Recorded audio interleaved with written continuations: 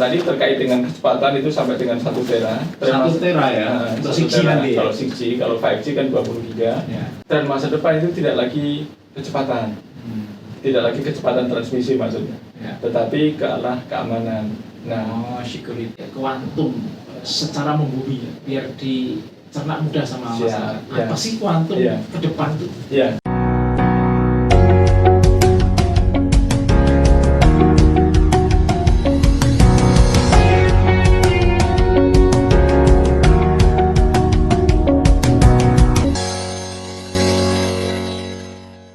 Assalamualaikum warahmatullahi wabarakatuh. Jumpa lagi dengan Dr. NH di NH Podcast ya. Halo sahabat NH Podcast dimanapun berada. Alhamdulillah kita ketemu lagi. Senang sekali ya hari ini ya. Kita kedatangan tamu spesial ini ya. Beliau adalah ilmuwan Indonesia ya, yang karyanya dipakai di dunia ya. Kontributornya standar internasional ya, dan sering disebut sebagai salah satu tokoh penting ya beliau di balik teknologi komunikasi modern. Langsung saja kita sambut Dr. Eng Khairul Anwar. Terima kasih Prof datang di NH Podcast. Kita akan berbagi ke seluruh penjuru dunia ya di NH Podcast ya. Tentunya ini sungguh luar biasa bisa datang di NH Podcast, Prof Khairul ya. Prof Khairul nih, apa kabarnya hari ini? Alhamdulillah, baik, sehat, bahagia. Iya, mungkin menyapa saudara kita dulu. Iya, baik, rekan-rekan semuanya, terima kasih sudah hadir di NH Channel hari ini.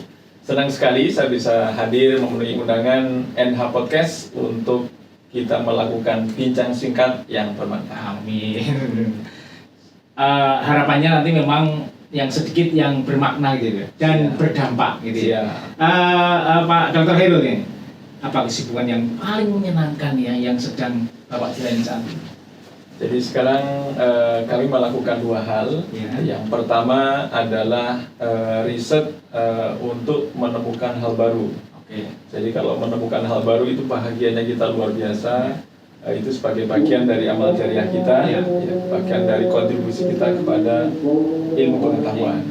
Terus yang kedua, saya berkontribusi untuk membantu negara kita dan juga komunitas kita di internasional untuk melakukan kajian, regulasi maupun standarisasi terkait dengan teknologi wireless saat ini, terutama 5G and beyond. Iya. Di samping sebagai dosen ngajar. Nah, itu udah kewajiban utama ya. Kewajiban. Jadi kalau kewajiban itu sudah otomatis. Jadi itu memang udah inherent kita lakukan. Baiklah ya. Jadi memang beliau adalah seorang dosen ya, staf pengajar di Telliur Bro ya. Di Telkom University ya. Itu setelah kepulangan dari Jepang langsung atau ada sebelum sana? Jadi setelah di Jepang, total di Jepang ada 14 tahun. Berarti S2, S3 ya? Di mana itu Bro? Di Nara Institute of Science and Technology. Nara ya. Ya, habis itu langsung ke Indonesia dan menjadi dosen di Telkom University sebagai Direktur Pusat Unggulan ITEX Perguruan Tinggi untuk Advanced Intelligent Communication. Atau namanya ICOM ya, beliau direkturnya ya. Dan disitulah beliau berkecimpung menemukan tadi 2 hal yang disenangi tadi ya. Sebagai kawah candra di muka. Betul. Gitu ya.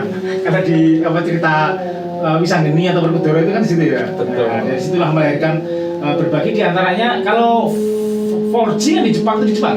4G waktu saya masih di Jepang. Nah, itu apa itu gimana awal mulanya? Jadi waktu itu kita memiliki proyek dari internasional dan juga dari Jepang untuk membuat sesuatu yang baru. Nah, sebenarnya cita-cita kita memang murni untuk membantu perusahaan Jepang saja membuat teknologi baru. Tetapi ini adalah rezeki bagi kami, jadi sama orang Jepang dibawa ke internasional sampai menjadi standar internasional yang kita sangat berbahagia. Ini namanya rezeki nomplok. Jadi ini saya juga mengajak ke teman-teman semuanya kalau melakukan pekerjaan itu yang sepenuh hati. Insya Allah orang-orang akan membantu kita, alam akan membantu kita. Ada secara vertikal ada campur tangan ya dari Allah Subhanahu Wa Taala gitu ya. Jadi memang sudah ditakdirkan ini ya, Prof Khairul itu telekomunikasi gitu ya. Amin ya rabbal alamin. Ya. Tapi sebelum sana Prof, jadi Pak Khairul kan sebagai ilmuwan ya, ini sekelas dunia lah sebenarnya. Awal mula ketertarikan itu gimana gitu, cerita awal? Iya. Jadi kalau ditanya ini saya biasanya flashback ke masa kecil. Ya. Nah, jadi dari kecil itu saya senang membaca. Buku bacaan saya adalah ilmuwan-ilmuwan, misalkan Albert Einstein, Galileo Galilei, dan Michael Faraday. Karena bacaan saya seperti itu, saya itu ingin seperti mereka. Tapi kan saya tinggal di kampung. Nah, kalau kita tinggal di kampung, pekerjaan kita membantu orang tua ke sawah, nyari rumput. Saya sampai berpikir, apakah Albert Einstein juga mencari rumput seperti saya? Itu sampai berapa ya, berimajinasi. Betul. Terus kemudian SMP menjadi juara lomba tulis, kemudian SMA menjadi siswa nomor 1, terus kemudian di ITB mendapat beasiswa terus menjadi wisudawan terbaik di ITB, kemudian di Jepang juga menjadi wisudawan terbaik di Jepang. Itu yang inspirasi ya. Ya, jadi pengen seperti mereka karena hidup kita itu harus berarti. Begitu kira-kira. Ya, jadi memang perjalanannya panjang lah. Artinya dari yang orang tahunya kan terus sukses katanya ya. Bagi kita tahu jungkir baliknya, gitu ya. Tapi nggak apa-apa. Artinya memang itu kami aja yang ngerasakan ya. Mungkin umat yang mungkin menikmati dampak ya minimal lah ya. Dan syukur-syukur mencerah. Iya. Nah, gitu ya. Betul sekali. Oke, nah dalam perjalanan riset yang panjang ini ya, momen yang paling mengubah cara pandang ya, atau mindset terhadap knowledge atau pengetahuan ya, cara pandang. Iya. Jadi ada dua. Yang pertama adalah Allah atau Tuhan menciptakan kita pasti tidak sia-sia. Ya. Jadi pasti ada tujuan. Maka kita harus cari kira-kira Allah menciptakan kita itu untuk apa. Dan ini bisa kita kembalikan kepada bidang yang kita senangi. Mungkin Allah menciptakan kita adalah untuk memajukan bidang tersebut. Ini semua bidang, teman-teman juga bisa melakukan itu semua. Terus yang kedua, saya berpikir bahwa kalau melakukan sesuatu itu harus sepenuh hati, harus tuntas, dan harus sebaik-baiknya. Karena itu bagian dari amal jariah kita. Kenapa begitu? Karena kalau amal yang bukan jariah, itu akan berhenti kalau kita meninggal dunia. Jadi saya sedang mencari amalan apa yang kalau kita lakukan, itu pahalanya tetap ada walaupun kita sudah dunia. Nah, sehingga dengan begitu, kita masih akan tetap hidup walaupun kita telah meninggal dunia. Begitu kira-kira. Iya, Termasuk NH Podcast ini juga Amin. bagian dari amal jariah. Semoga perbincangan kita meskipun singkat terus dinikmati. Siap. Amin. Menginspirasi. Amin. Ya, jadi ini memang hari yang luar biasa. Kami NH Podcast kedatangan tamu ilmuwan dunia lah gitu ya. Yang tentunya ini akan bisa mengubah mindset, mempersiapkan anak muda di generasi emas. Amin. Indonesia. Nah, tapi ini Pak, kalau kita tarik lagi, generasi anak mudamu itu kalau bicara sains itu merasa berat, gitu ya. Jadi jauh dari kehidupan lah ya. Nah, menurut Bapak apa ya kesalahan cara pandang mungkin anak-anak muda ini terhadap sains dan teknologi? Ya, jadi terkait hal ini ya, saya ingin mengajak kepada adik-adik semuanya, teman-teman semuanya yang masih muda ya, kita juga masih muda ini. Iya jauh. Meskipun rambutnya ini hanya berubahnya aja, berubah warna. Nah, yang pertama adalah bahwa kita itu menjadi harapan dunia, ya, terutama kita di Asia.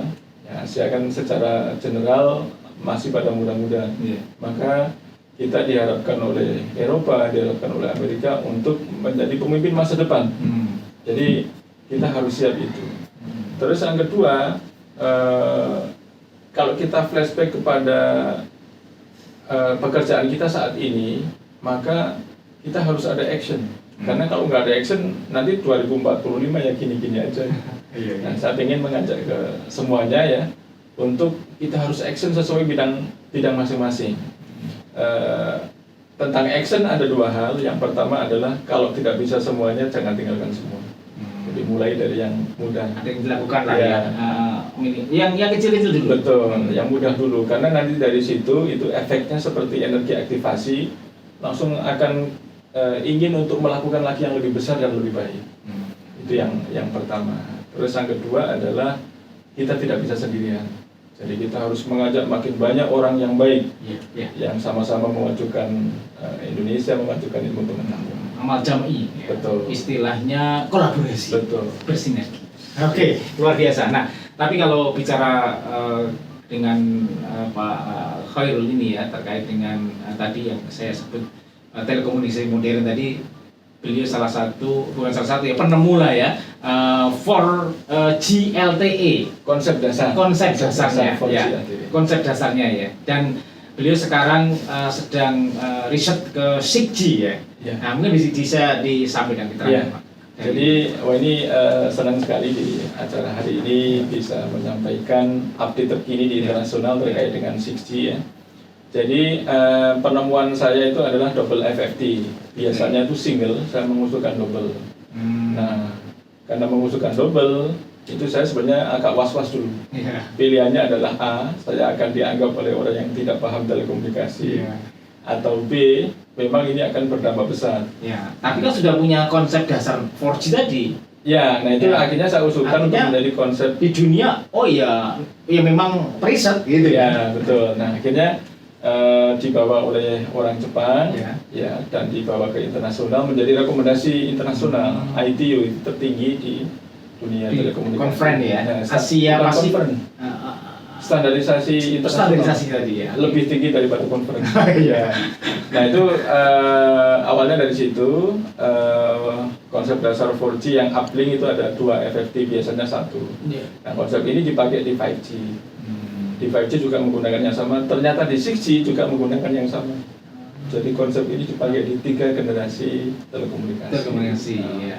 Nah, karena 3 generasi ini menggunakan prinsip yang sama, ya, bedanya mungkin bandwidth-nya lebih besar, error correction coding-nya lebih sempurna, begitu aja bedanya. Sama aplikasinya digunakan untuk yang lebih kecepatan tinggi. Nah, jadi terkait dengan sistem transmisi. Terus yang kedua, ya, itu adalah tren masa depan, yaitu kalau yang tadi terkait dengan kecepatan itu sampai dengan 1 tera. 1 tera ya, untuk 6G nanti. Kalau 6G, kalau 5G kan 20 giga. Ya. Nah kalau teman-teman semua untuk yang tren masa depan itu tidak lagi kecepatan, tidak lagi kecepatan transmisi maksudnya, tetapi ke arah keamanan. Nah, security. Enabler teknologi untuk keamanan itu adalah quantum teknologi. Nah, ini ada kaitannya ya, betul. Karena quantum informasi teknologi. Betul. Nah, kalau 6G itu tahun berapa? 6G nanti targetnya 2030. 2030. Ya. Tapi untuk standarisasi sudah disiapkan sudah, semua ya. Jadi requirement itu sudah. Yang belum itu adalah teknis. Jadi sekarang di sidang internasional kita sedang membahas teknis. Nah ini adalah kesempatan kita semuanya untuk berkontribusi sebenarnya. Nah, ilmuwan Indonesia, ilmuwan di internasional silahkan berlomba-lomba untuk membuat teknis ya. Nanti kalau teknis itu bagus akan dibawa orang ke standar. Nah ini ada kesempatan sampai 2028. Iya. Cerita kemarin conference di Singapura sama Malaysia itu ada hubungannya. Iya. Jadi saya kemarin hadir di Johor di Malaysia dan kita juga melakukan kunjungan di Center for Quantum Technology di NUS Singapura. Itu adalah dalam rangka summit, ya, Quantum Summit. Quantum Summit di dunia ada yang lebih besar, World Quantum Summit sama ASEAN. Kalau kemarin yang saya hadiri adalah ASEAN dan kita memiliki semangat yang sama di ASEAN, ya, untuk mengembangkan teknologi kuantum walaupun budaya sama funding kita di ASEAN berbeda, tapi semangat kita sama dan kita sedang mencari common interest. Di ASEAN ini common interest-nya apa, sehingga kalau common interest terbentuk, nanti kita akan bisa berkolaborasi. Nah, saya minta ke semuanya ya, kepada para pemirsa di sini untuk menyimak ini dan ikut berkontribusi. Open semua, silakan ya. Memang harapannya ya, ilmuwan Indonesia tidak hanya Pak Khairul ya, tapi menyusul ya, betul. Apalagi yang dari generasi muda ya. Betul. Poinnya tadi adalah kita nggak bisa sendirian, Pak. Iya. Kita harus menciptakan banyak ilmuwan baik. Oke. Nah, tadi disebut kuantum ya. Mungkin bisa di-spill ya, kuantum secara membumi ya, biar cerna mudah sama Siap, masyarakat. ya. Apa sih kuantum Iya. ke depan tuh? Ya, jadi saya jelaskan dari maknanya dulu ini. Ya. Jadi kuantum itu kata dasarnya dari quantize. Ya. Quantize kalau di zamannya bentuknya kuanta. Nah, itu artinya berarti diskrit. Kenapa diskrit? Karena pancaran energinya itu putus-putus. Yang tahun di 1900 ditemukan oleh Max Planck, itu memang putus-putus yang diduga adalah karena alatnya rusak. Tapi ternyata bukan alat rusak, memang karakternya seperti itu. Nah, itu dari sisi makna berarti teknologi transmisi secara diskrit. Terus yang kedua, itu adalah sifatnya itu berbeda dengan gelombang elektromagnetik biasa yang klasik. Jadi kalau kuantum itu bisa memiliki dua sifat sekaligus, yaitu gelombang dan partikel. Sedangkan yang klasik itu hanya gelombang, tidak memiliki sifat partikel. Nah, karena sifatnya khusus, matematikanya berbeda, karakternya berbeda, nah manfaatnya juga berbeda. Nah, manfaat yang berbeda ini banyak digunakan oleh para ilmuwan untuk tiga hal, minimal untuk tiga hal. Yang pertama untuk komputasi, disebut quantum computing, atau quantum simulation atau quantum algorithm yang pertama. Yang kedua quantum communication and cryptography. Jadi untuk seksi tadi adalah yang kedua. Yang security ya. Yang communication and cryptography itu jadi satu ya, atau communication and security. Nah, ada penggunaan yang ketiga adalah quantum metrology atau sensing. Jadi untuk mengukur apa aja, mengukur tingkat kesehatan atau prediksi penyakit. Atau bahkan untuk mendeteksi retakan-retakan, atau bahkan mungkin untuk mendeteksi bencana mungkin bisa juga. Kesehatan juga. Nah, untuk kesehatan ini yang ketiga. Jadi dengan pemahaman ini ya saya harapkan masyarakat makin paham, makin ada tempat untuk berkontribusi. Oke, luar biasa ya. Artinya memang masih banyak hal yang bisa dieksplor gitu. Betul. Ya untuk ke depan. Khususnya teknologi kan nggak ada matinya ya. Dan Betul. tidak bisa menolak kita yang namanya teknologi. Nah, itu akan musibah gitu ya. Nah, kalau sampai menolak teknologi mungkin ya di kantor atau di AI inilah contohnya ya. AI ini kan sesuatu yang awal-awalnya kan nggak boleh pakai AI ini dan segala macam aturannya gitu ya. Oke, nah apakah teknologi kuantum ini akan benar-benar mengubah segalanya atau hanya hype akademik sesuatu? Kalau dari pandangan saya akan mengubah, tapi mungkin tidak eksponensial. Jadi akan mengubah mungkin bisa perlahan atau bisa signifikan, tapi tidak akan secara serta-merta. Serta-merta ya. Ya. Yang bertahap.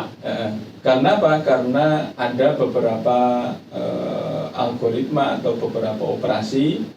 Kalau misalkan itu di klasik tetap bagus, kita nggak akan membuat versi kuantum. Nah, kita akan membuat versi kuantum kalau di klasik itu lambat atau kurang akurat, nah baru kita akan membuat versi kuantum. Artinya memang belum diprediksikan ya, beberapa akan diterapkan. Iya, tapi kalau terkait dengan security itu akan menjadikan perubahan banyak hal. Karena ini menakutkan banyak orang. Jadi kalau yang awalnya tidak diketahui atau rahasia terus menjadi tiba-tiba terbuka kan orang ketakutan gitu. Nah, ini ada yang memprediksikan nanti 2030 komputer kuantum akan masif, maka segala transaksi atau segala hal yang terkait dengan keamanan akan berubah. Sehingga negara kita juga sudah aware dengan ini dan kita sedang migrasi ke post quantum cryptography. Post quantum cryptography itu maknanya adalah klasik, kriptografi klasik, tapi diharapkan tahan terhadap kuantum. Makanya adalah kriptografi di era setelah adanya komputer kuantum. Iya. Jadi nggak serta-merta langsung ke sana ya, kuantum murni enggak ya? Enggak. Oke, nah Prof. Heru kan sebagai ilmuwan Indonesia ini ya, yang diakui dunia. Amin. Amin. Bagaimana Bapak melihat posisi Indonesia dalam peta riset global? Ya. Ini pertanyaan bagus sekali. Jadi ini juga terefleksikan kemarin di ASEAN. Iya. Jadi mungkin ASEAN itu menjadi indikator kita di dunia juga. Gitu ya. Jadi kalau di ASEAN kita sebenarnya tidak terlalu ketinggalan, tapi kita juga masih belum paling maju. Nah, Indikatornya adalah kalau ada kegiatan besar masih belum dipercayakan kepada negara kita. Nah, biasanya mereka tidak mempercayakan itu karena dua hal. Yang pertama adalah dari infrastruktur kita biasanya dianggap kurang. Salah satunya adalah akses dari bandara ke kota itu sulit. Itu termasuk transport itu ya? Jadi saya mengharapkan dengan ini tuh kita di masa depan akan memiliki kereta yang menghubungkan dari bandara ke kota itu dengan mudah. Aksesnya mudah. Betul. Gitu ya. Itu yang pertama yang pendapat internasional. Terus yang kedua adalah Indonesia belum memiliki industri besar. Nah, ini PR bagi kita bahwa sepanjang kita belum memiliki industri besar, maka event-event besar nggak akan ditaruh di negara kita. Ya. Terus yang ketiga adalah kita belum banyak memiliki tokoh-tokoh hebat. Jadi kita yang ketiga ini saya harapkan dari para pemirsa semuanya itu kita bisa memenuhi. Ya. Kalau 1, 2 kan para pemerintah, yang 3 lah kepada kita karena pemerintah sendirian nggak akan bisa untuk memenuhi yang ketiga. Itu termasuk tantangan besar ya. Betul. Untuk bisa berkontribusi lebih besar dalam tingkat dunia, Ya. terutama di teknologi. Iya. Ya, jadi harus bisa menembus itu tadi ya. Betul. Barrier-barrier itu tadi ya dipenuhi lah gitu lah ya. Iya. Ya mungkin harus siap gitu ya Indonesia gitu ya. Betul. Ya. Nah, menurut Bapak ini apa yang harus dibenahi? Nah, Dari kampus atau mungkin ekosistem riset di Indonesia. Nah, saya membuat analogi kita harus maju bersama-sama Oke. dan harus banyak orang baik. Ini saya mengambil inspirasi dari Perang Baratayuda. Nah ya, wah ini Dalam- cerita wayang ya. Kayaknya beliau menguasai banget ya. Dalam kisah pewayangan ya, itu Ya. kan kita memiliki kisah tentang Perang Baratayuda Ya. yang barisan Kurawa itu membentuk Cakravyuha, jadi membentuk lingkaran lapis 7 yang susah ditembus. Yang bisa menembus itu hanya 2 tokoh saja, yaitu Arjuna sama Krishna. Nah, ini ada cucu dari Pandawa ya, itu anak-anak bukan cucu, anak dari Pandawa itu mencoba masuk, kemudian terbunuh di tengah karena tidak bisa keluar karena memang ilmunya belum cukup. Nah, hikmah yang kita dapat dari sini adalah kenapa kok ada lapisan yang tidak bisa ditembus. Nah, itu ternyata lapisannya sangat besar dan berlapis-lapis. Maka saya mengharapkan Indonesia itu harus punya orang banyak yang baik. Baik dan berkontribusi, Betul. mempunyai karya, Iya. legasi. Ya, jadi hidup ini tidak sekedar hidup gitu. Jadi Itu banyak tunggalnya kayak gitu. jadi semua orang berkontribusi di bidangnya masing-masing sehingga kita tuh kuat. Orang yang mau menyerang negara kita tuh wah ini bariernya banyak sekali. Ekonom, teknologiwan, Heeh. ya, saintis gitu ya. Itu semuanya hebat-hebat, industri hebat, ini hebat. Dan kita harus menciptakan itu jangan hanya satu. Kalau satu mudah dimatikan kita, tapi kalau banyak sulit. Nah, itu hikmah dari Perang Baratayuda untuk kemajuan negara kita. Mantap, luar biasa ya. Semoga bisa terwujud nih. Amin, Nah, amin. terakhir ini loh. Jadi kita kan ini Prof.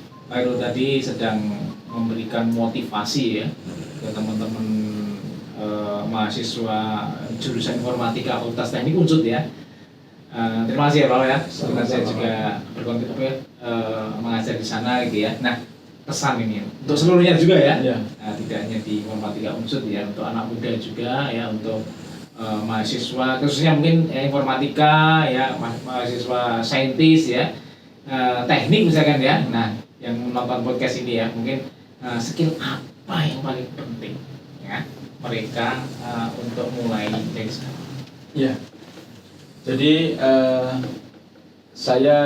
jawaban saya ada 2. Yang pertama, sebelum kita bicara skill ya, karena skill itu kan teknis. Oke, ya. Tapi saya bicara filosofi atau prinsip dulu. Oke. Nah, terkait dengan prinsip, maka saya ingin mengajak kepada semuanya ya untuk memiliki jiwa yang kuat, mental yang kuat dengan prinsip bahwa berani tidak disukai.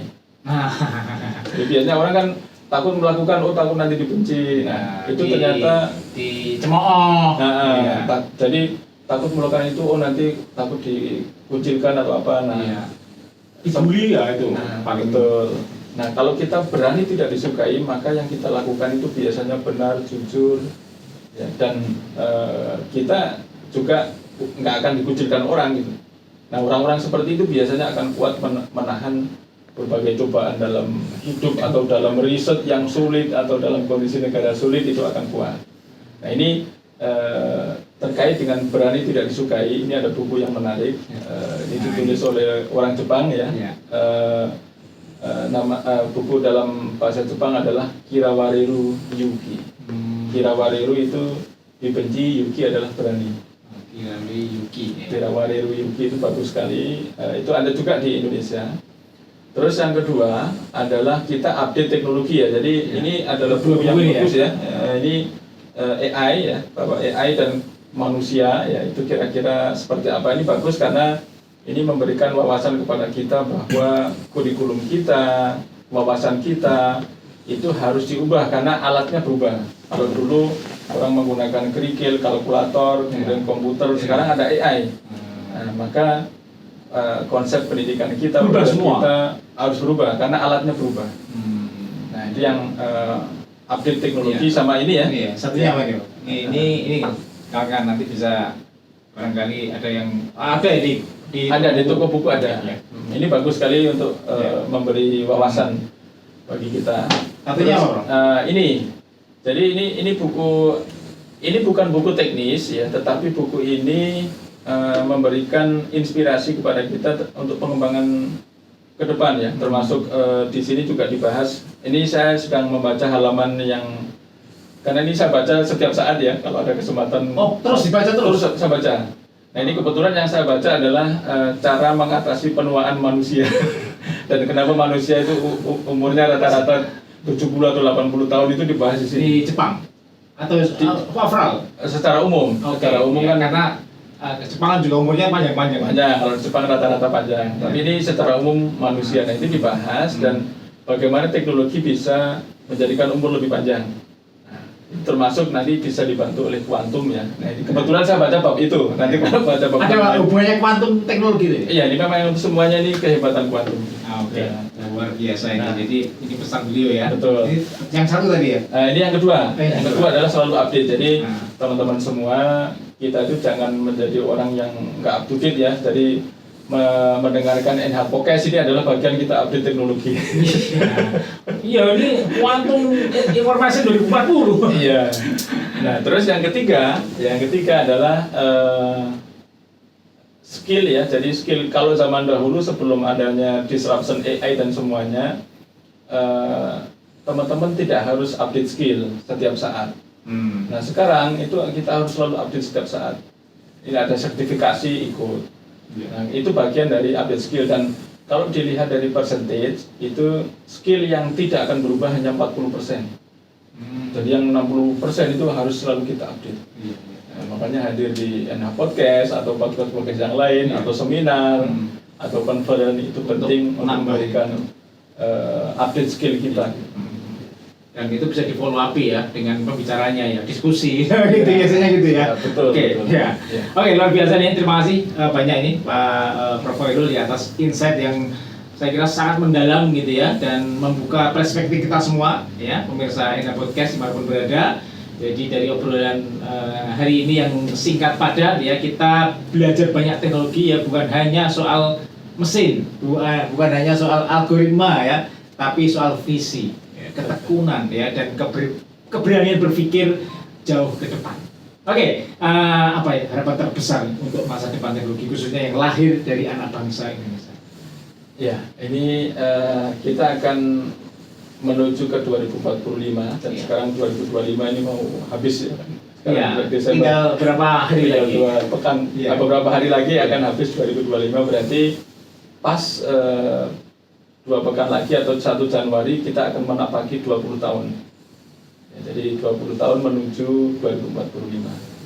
Nah, saya ingin mengajak kepada semuanya untuk mulai action dari sekarang, tidak harus besar. Kita mulai dari yang kecil, ya, yang kita merasa mudah, yang kita merasa mampu.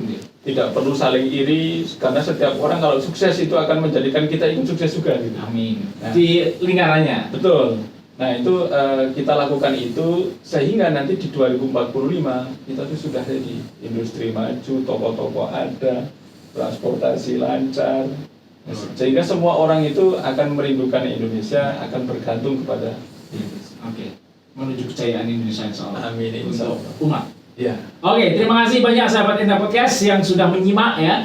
Jangan lupa masa depan tidak datang begitu saja ya. Ia dibangun oleh mereka yang mau belajar, mau berpikir dan berani melangkah. Assalamualaikum warahmatullahi wabarakatuh. Iya.